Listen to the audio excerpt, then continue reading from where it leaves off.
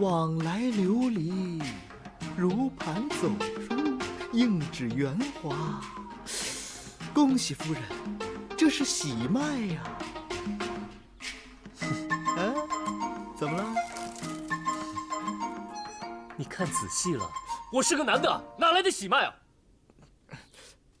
谁说男人就没有喜脉了？我是在夸你血气充盈的，不懂就别瞎嚷嚷。走走走走走走走走！不是我说你这庸医，有没有点医德啊？什么？说你怎么了？我庸医？啊我庸医？啊！你再说一遍，我庸医！你自己看，你自己看，妇女之友，还说我庸医呢？我看你才是来耍流氓的。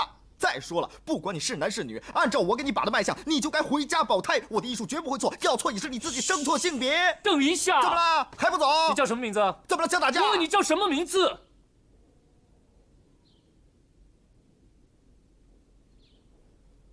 我叫西门庆，话头在世，妇女之友。听说阁下是金陵人士？怎么可能？我自出。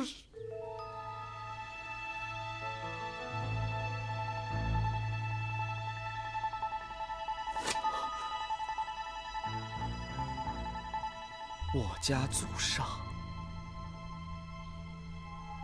上住在金陵栖霞山。是金陵南下最后一站的栖霞山吗？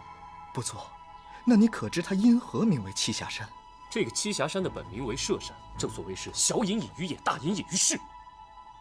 栖霞山虽然繁华热闹，但是却是个隐居的好地方。这位兄台，请里面说话。伙计，闭店。就这样啊，长时间了，这么久。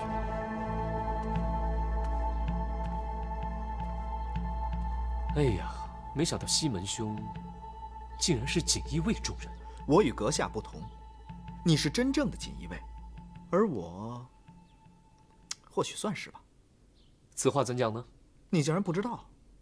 哦，杨兄只是奉命来此，这些事你未必知道。其实家父才是真正的锦衣卫。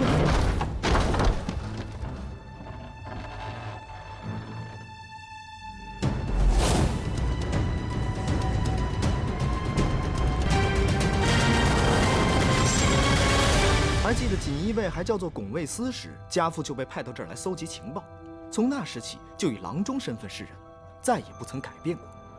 按我大明律例，军民降造，世代相传，不得更易。这么算的话，我也该是锦衣卫。不过，难道西门兄从来都没有去过锦衣卫的衙门当过差？哎呦，何止如此，我连我的锦衣卫上官都没见过，就连我的官袍、腰刀和腰牌也都是从家父那儿继承来的。那方才我们接头的暗号，西门兄是怎么知道的？哎，那也是我爹交代给我的。我刚念书那会儿，他就逼着我背这套玩意儿，我背不出来，还挨了不少打。我爹说他是锦衣卫的人，我们家世世代代都要继承这个身份。也许有一天会有一个人用暗语和我联络。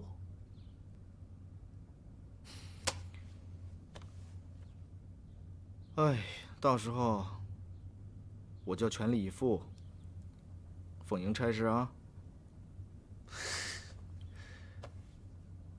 如今西门兄终于成为了一名真正的锦衣卫，你爹在九泉之下，应该是得以安息了。那是他的意愿，又不是我的。你的眼光可以放得更长远一点。你想想，你如今当上了锦衣卫，是一件多么了不得的事情。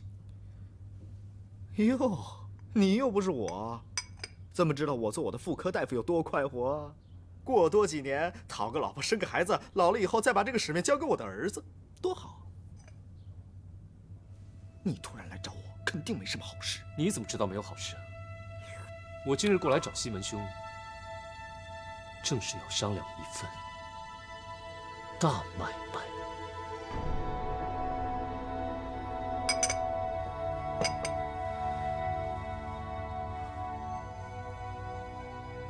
大买卖？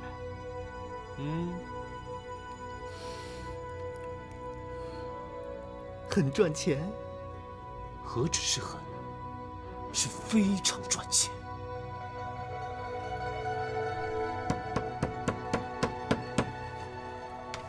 继续。什么？皮毛受金生熟铁，这些可都是受到朝廷限制的东西啊！我知道，我也只是奉命行事啊。我不问，你也不需要知道。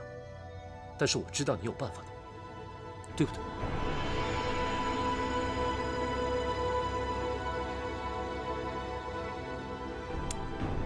不错。早年间，家父利用锦衣卫的权势，是在暗中做过这方面的生意，还赚了些钱，我们家便有了自己的门路。不过这些年，锦衣卫已经很难帮得上忙了。家父还健在的时候，就已经很少做这方面的生意了。所以，西门兄，你一定有办法的。嗯。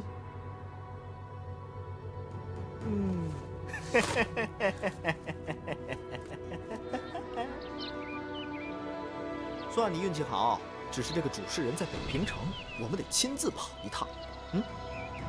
去北平是没问题，倒是他真的能联系上货源吗？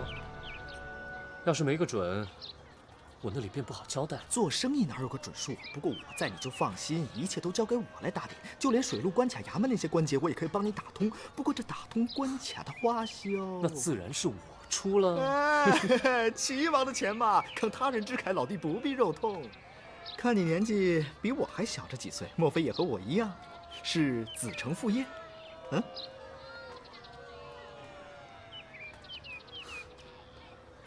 我的情况可复杂多了，一言难尽。锦衣，锦在哪里呢？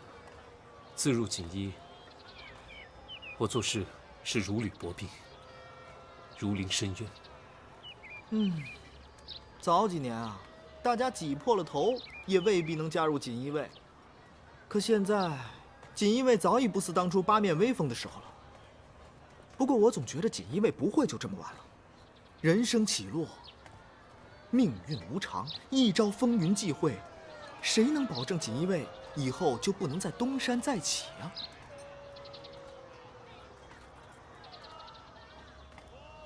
西门兄，咱们替齐王做事，可不能张扬出去，必须要低调。还有啊，在下在青州也算是小有名气，若是身份暴露，恐怕会碰到麻烦。所以西门兄在外，可不可以不要叫我未央旭？哎呀，多大点事儿！你说该怎么叫你？西门兄就叫我夏寻。好，夏寻，夏老弟。